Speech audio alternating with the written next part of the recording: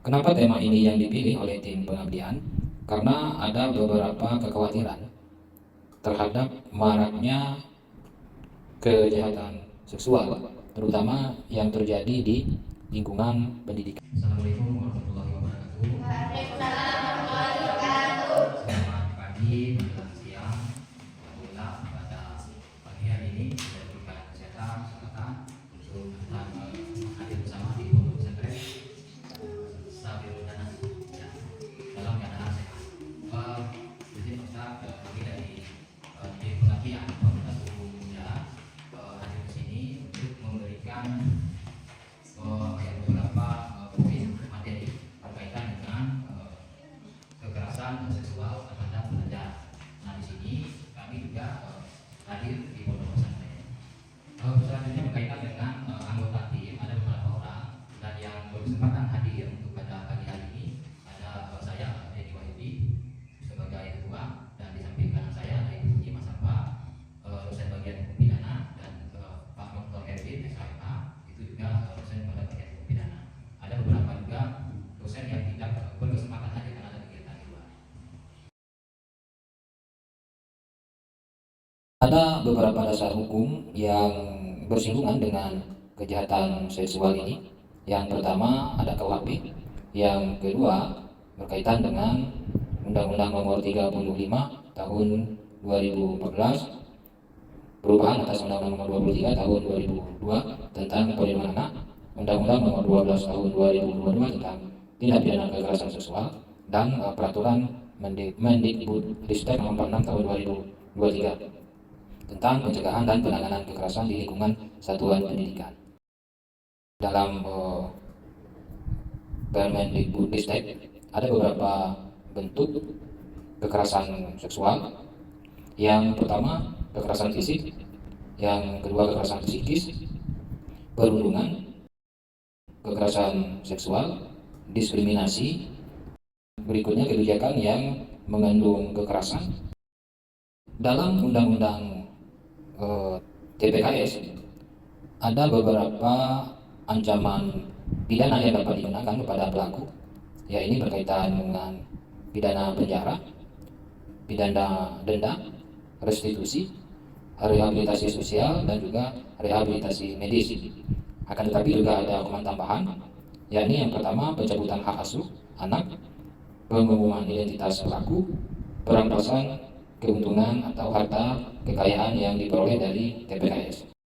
Nah, dari kejahatan seksual terhadap pelajar ini tentu akan membawa dampak yang sangat buruk terhadap anak, diantaranya yakni penurunan akan fungsi otak, kesulitan mengendalikan emosi, enggan bersosialisasi, mengalami gangguan kesehatan, mengalami gangguan mental, terdorong melakukan kekerasan. Nah, tentunya hal ini tentu tidak kita inginkan. Sehingga bagaimana caranya nanti hal-hal yang seperti ini diupayakan untuk dicegah sehingga tidak terjadi di lingkungan satuan pendidikan. Nah, salah satu hal yang dapat dilakukan yakni dengan memberikan edukasi kepada anak agar terhindar dari risiko kekerasan.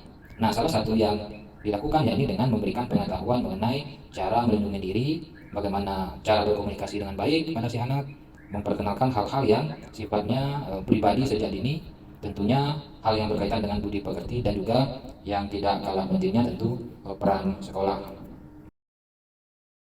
Ada beberapa hal yang juga dapat dilakukan, tentunya dimulai dari lingkungan keluarga, yakni membangun komunikasi dengan baik dengan si anak, memperkuat peran orang tua dalam pencegahan perundungan, sosialisasi dan advokasi terkait hak anak, melaporkan kepada sekolah jika ada anak yang menghadapi perundungan. Jika terdapat laporan telah terjadi kekerasan seksual, hal yang harus dilakukan yang pertama yakni pendampingan yang berkaitan dengan konseling, bantuan hukum, advokasi atau layanan kesehatan. Selanjutnya memberikan perlindungan, jaminan keberlanjutan, penyediaan rumah aman bagi korban atau saksi, dan tentunya pengenaan sanksi administratif ringan, sedang, dan berat. dan tentu tidak menyampaikan peraturan lainnya. Hal yang juga menjadi perhatian tentunya pemulihan si korban, melibatkan psikolog, tenaga medis ataupun pemuka agama, organisasi pendampingan korban, atau tidak mengurangi hak pembelajaran dan atau status kepegawaian. Nah, hak pemulihan itu dapat berupa rehabilitasi medis, rehabilitasi mental dan sosial, pemberdayaan sosial, restitusi dan atau kompensasi, dan reintegrasi sosial. Nah, berkaitan dengan tahap pemulihan ini bisa dilakukan sebelum dan selama proses peradilan, pemulihan selama proses peradilan, pemulihan setelah proses peradilan, itu yang dapat dilakukan.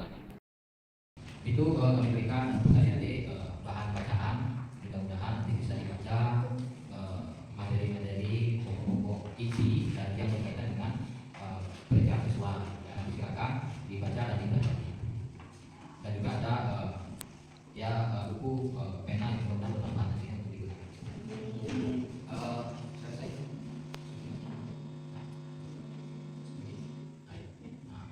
Oke, saya itu